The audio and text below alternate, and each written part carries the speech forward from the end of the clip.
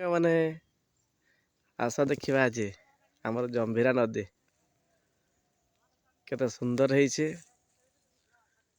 ଏ ନଦୀଟି କେମିତି କୁଳୁ କୁଳୁ ହୋଇ ବହି ଯାଇଛି।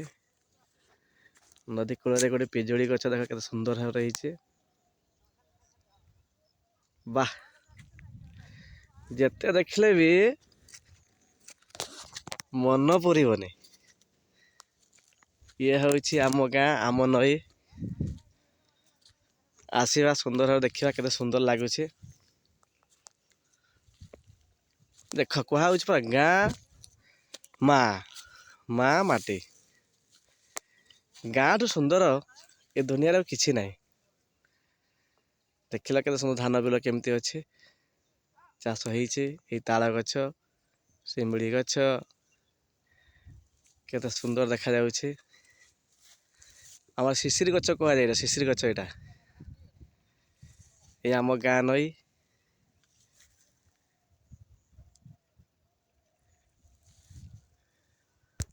ଦେଖ ଧାନ ଆଡ଼ି ପାଖରେ କେମିତି ଝୁଣ ଗଛ ହେଇଛି। ଧାନ ବିଲରେ କେମିତି ଖତ ଦିଆଯାଇଛି, ଗୋବର ଖତ, ଜୈବିକ ଖତ। ଜୈବିକ ଖତରେ ଚାଷ କରନ୍ତୁ, ବିନା ରାସାୟନିକରେ ଖାଇକି ସୁସ୍ଥ ହୁଅନ୍ତୁ। କେତେ ସୁନ୍ଦର ଲିମ୍ବ ଗଛ, ବିଲ ଭିତରେ ଲିମ୍ବ ଗଛ ହେଇଛି। ଥରେ ଆସନା ବନ୍ଧୁମାନେ, ଆମ ଗାଁକୁ ଥରେ ବୁଲି ଆସନ୍ତୁ, ଦେଖିଦେବା କେମିତି କେତେ ସୁନ୍ଦର ଜାଗା। କି ମାଟି, କି ପାଣି, କି ପବନ। ଥରେ ଯାହାର ହୃଦୟରେ ସ୍ପର୍ଶ କରିଛି ନା, ସେ ଥରେ ବି ଆଉ ଭୁଲି ପାରିବନି। କେତେ ସୁନ୍ଦର ଛୋଟ ଛୋଟ କୋଳି ଗଛ ହେଇଛି ସବୁ। ତାକୁ ଆମର ଗାଉଁଲି ଭାଷାରେ କାନକୋଳି ଗଛ ବି କୁହାଯାଏ। ତଳେ କେତେ ବଢ଼ିଆ ଦେଖିବା, ମେଘୁଆ ପାଗ। ତାଳ ତମାଳ ବଣ, ନଦୀ କୂଳେ କୂଳେ।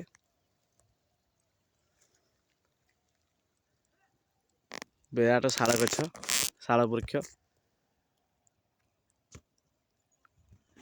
ଇଏ ଆମ ମହୁଲ ଗଛ, ମହୁଲ ଗଛ।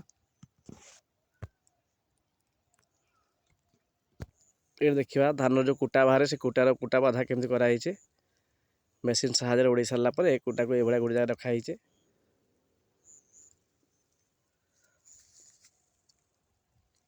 ଲିମ୍ବ ଗଛ ପତ୍ର ଝଡ଼ା ଆରମ୍ଭ ହେଲାଣି ଟିକେ ଟିକେ।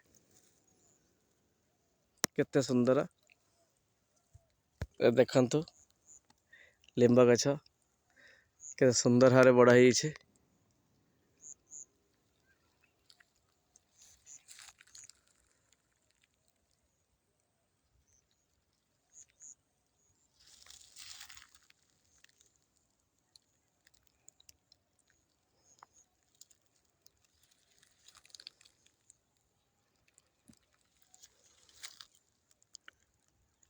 ଇଏ ହେଉଛି ଆମ ଗାଁର ଦୃଶ୍ୟ, ପ୍ରାକୃତିକ ଦୃଶ୍ୟ।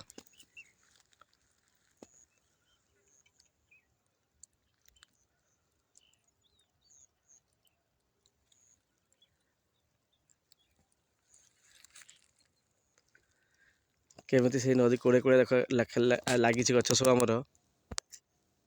ଅର୍ଜୁନ ଗଛ,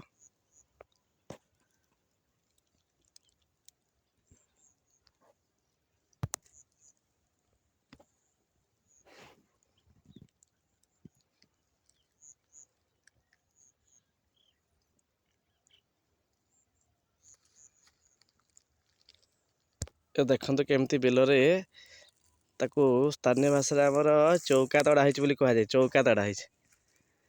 ଏପଟେ ଦେଖିବା ଆସିବା କ'ଣ ପାଇଁ କରାହେଇଛି ନା, ବିଲ ବା କ୍ଷେତକୁ ପାଣି ମଡ଼ାଇବା ପାଇଁ କେନାଲ କରାହେଇଛି। ଦି ପଟରେ କେମିତି ଆଡ଼ି ସବୁ ଦିଆଯାଇଛି।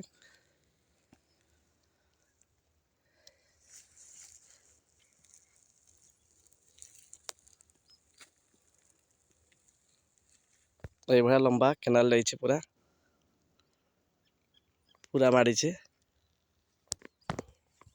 ଧାନ ବିଲରେ ପାଉଁଶ।